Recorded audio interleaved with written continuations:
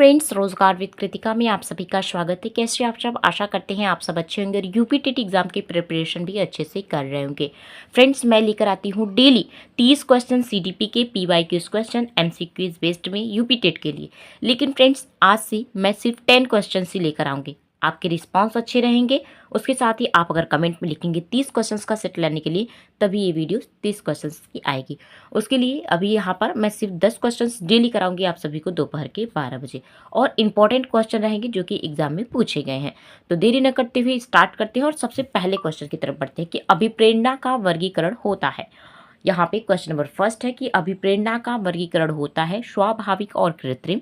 Next है कम महत्वपूर्ण तथा अधिक महत्वपूर्ण। उसके बाद ऑप्शन नंबर सी है जन्मजात तथा अर्जित। ऑप्शन नंबर डी है अभिप्रेरणा तथा प्रलोभन।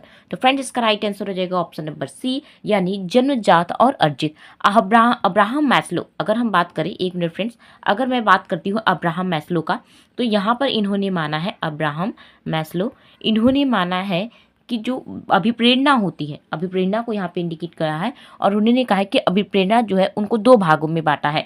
एक उन्होंने बांटा है जन्मजात और दूसरा उन्होंने बांटा है अर्जित।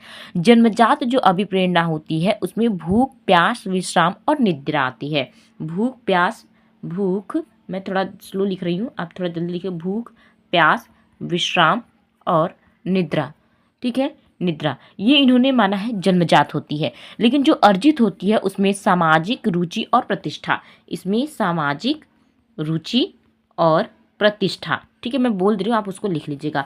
तो अभिप्रेरणा का जो वर्गीकरण किया है अब्राहम मैस्लो ने दो माना है, एक जन्मजात, दूसरा अर्जित। जन्मजात में उन्होंने भूख, प्यास, विश्राम और निद्रा माना है, और अर्जित में उन्होंने रुचि और उसके साथ ही सामाजिक, और एक उन्होंने दिया है प्रतिष्ठा।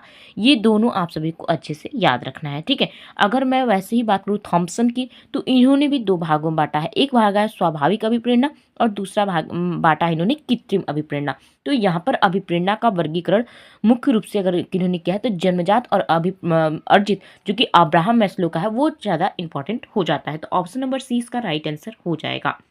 नेक्स्ट क्वेश्चन है क्वेश्चन नंबर सेकंड, जहाँ पे कहा जा रहा है कि सीखने की प्रक्रिया में सीखने का स्थानांतरण हो सकता है सकारात्मक, नकारात्मक, शून्य या फिर ये सभी। तो फ्रेंड्स, इसका राइट आंसर हो जाएगा ऑप्शन नंबर डी, यानी ये सभी। अगर हम सकारात्मक स्थानांतरण की बात करते हैं तो जब हम कोई भी ऐसी परिस्थिति में सीखा हुआ ज्ञान जब हमारी दूसरी सीखी हुई परिस्थिति में समान रूप से कार्य करता है, वो यानी हेल्प करता है, तो वो होती है हमारी सकारात्मक जो है स्थानांतरण। उसके साथ ही अगर मैं कहूँ कि यहाँ पर जो नकारात्मक स्थानांतरण होता है, इसमें जो होता है पहली परिस्थिति में सीखा हुआ ज्ञान दूसरी सेम परिस्थिति में वह कार्य नहीं करता, तो वो होता है नकारात्मक, और शून्य में नहीं उसका सकारात्मक रूप और नहीं नकारात्मक रूप। तो यहाँ पर तीनों जो है रूप देखने के लिए मिलते हैं सीखने का स्थानांतरण में, तो इसका राइट आंसर हो जाएगा ये सभी। अगर हम इसके प्रकारों की बात करें तो जिसमें आपको सकारात्मक, नकारात्मक, शून्य, क्षैतिज, ऊर्ध्व, द्विपार्श्विक स्थानांतरण, ये इसके डिफरेंट प्रकार हैं। ऑप्शन नंबर डी इसका राइट आंसर हो जाएगा।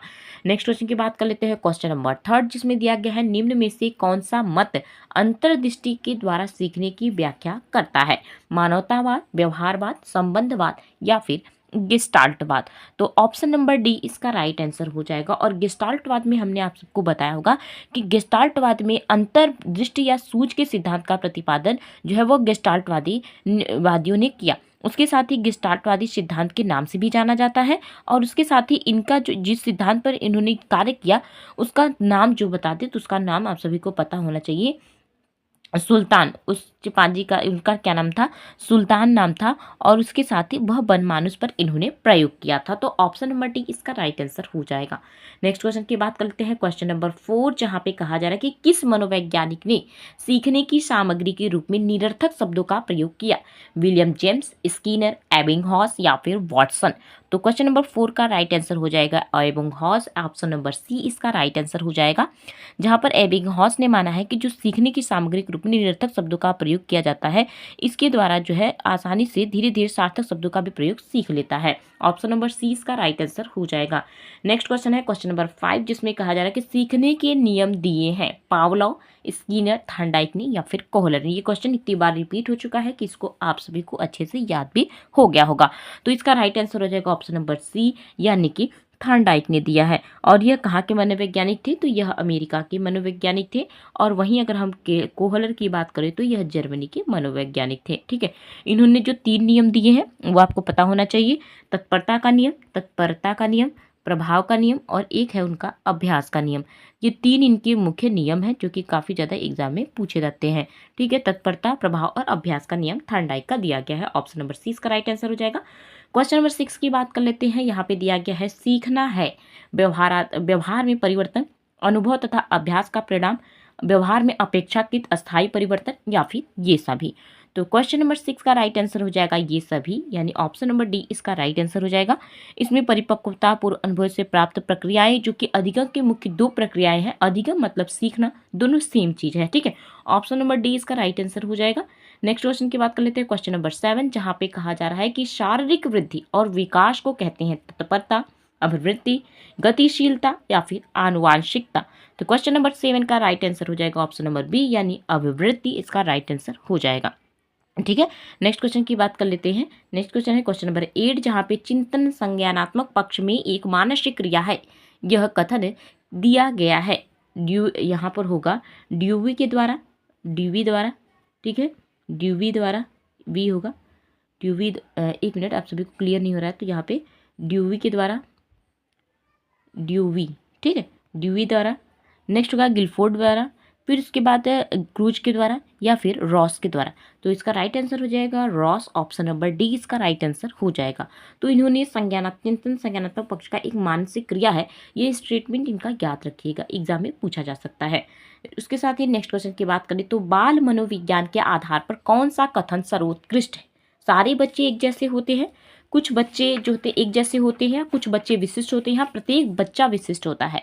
तो ऑप्शन नंबर डी, प्रत्येक बच्चा विशिष्ट होता है। और एक बाल मनोवैज्ञानिक अगर बच्चे पर रिसर्च कर रहा है या बच्चे पर ध्यान रहे तो सारे बच्चे को उन्हें विशिष्ट माना जाता है, सारे बच्चे को समान दर्जा दिया जाता है। तो ऑप्शन नंबर डी इसका राइट आंसर हो जाएगा। नेक्स्ट क्वेश्चन की बात कर लेते हैं और इस सेशन का लास्ट क्वेश्चन है, बाल मनोविज्ञान का केंद्र बिंदु है अच्छा शिक्षक, बालक, शिक्षण प्रक्रिया या फिर विद्यालय। तो फ्रेंड्स इसका राइट आंसर हो जाएगा बालक, क्योंकि यहाँ पर जो है बाल मनोविज्ञान का केंद्र बिंदु माना है। और जब हम बाल मनोविज्ञान पढ़ते हैं तो उसका केंद्र बिंदु जो है वो बालक को माना जाता है। और आपने बाल केंद्रित शिक्षा पढ़ा होगा, शिक्षक केंद्रित शिक्षा नहीं होती है, बाल केंद्रित शिक्षा होती है। शिक्षक केंद्रित जो होता है निगेटिव टैग वर्ड्स है, और बाल यानी कि शिक्षक केंद्रित शिक्षा नहीं, अगर बाल मनोवैज्ञानिक दे रहा है तो वह बाल केंद्रित शिक्षा ही देगा, यानी बाल मनोविज्ञान का केंद्र बिंदु जो हो जाता है वो हो जाता है बालक, यानी ऑप्शन नंबर 20 का राइट आंसर हो जाएगा। और आज का सेशन यहीं पे होता है खत्म। नेक्स्ट वीडियो हमारी होगी नेक्स्ट क्लास में, जो कि डेली आप सभी को मैंने बताया कि 12 बजे आप सभी को देखने के लिए मिलेंगे दोपहर में। तो 12 PM पे आप सभी तैयार रहा करिएगा डेली।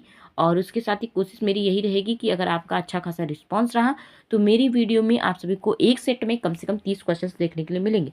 लेकिन फ्रेंड आपका रिस्पांस बहुत ही कम रहता है, कोशिश करिएगा जितनी ज़्यादा रिस्पांस होंगी उतनी अच्छी वीडियोस आएंगी। तो फ्रेंड्स चैनल से जरूर जुड़िएगा, अगर नए व्यूअर्स हैं तो चैनल से जरूर जुड़िएगा, साथ ही कमेंट में अपने रिस्पांस जरूर दिया करिए, हमें थोड़ा सा मोटिवेशन मिलता है।